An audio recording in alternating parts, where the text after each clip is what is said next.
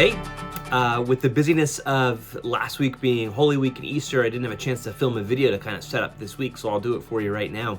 This week we are finishing the Gospel of Mark today, reading Mark 14, tomorrow 15, and then Thursday is Mark 16. Mark 16 is the end of the Gospel. It's the shortest of any of the resurrection accounts. It's very abbreviated.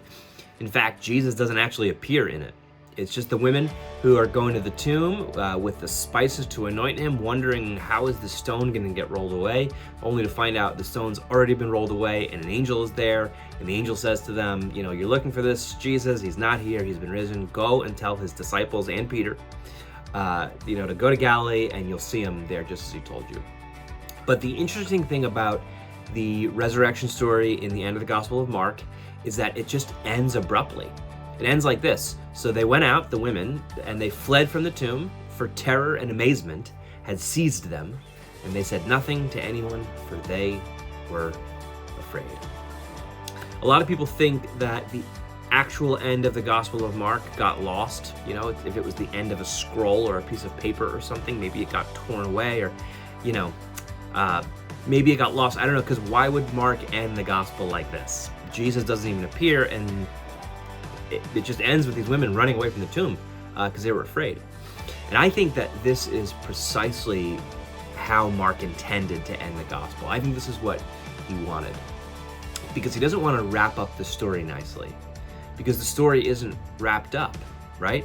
I think what Mark is doing here is he's saying to us as readers or as listeners to his story, to his gospel, now that you have heard that Jesus is raised from the dead, your call, your challenge is to go to Galilee and see him for yourself. To go and see him for yourself.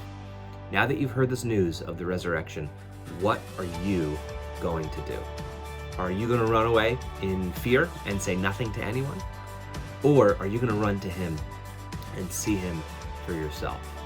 And so it's not like it's not a well wrapped up gospel, like John is, or like Luke, or like Matthew. Mark is just all about getting us into the story, pressing this question on us. And it's the question actually that I kind of ended the sermon with on Sunday. Now that you've heard this news, are you going to go to Galilee and see for yourself? Are you going to come to Jesus and see for yourself and hear for yourself and receive the promises for yourself? Or are you going to leave that up to someone else? The good thing about this is that we know the women eventually went to Galilee and found Jesus. Why? Well, because the other Gospels tell us, but also they were the ones that told the other disciples and Peter about this. So eventually they went and told Peter and the other disciples, and eventually they all went to Galilee and they all saw for themselves. So while Mark ends the Gospel with these women running away, in reality, the women probably eventually, maybe they did run away because they were afraid. That's understandable. But eventually they went to go find those disciples. But anyway, this is the end of the Gospel of Mark. I love the Gospel of Mark. It's so quick and short and punchy.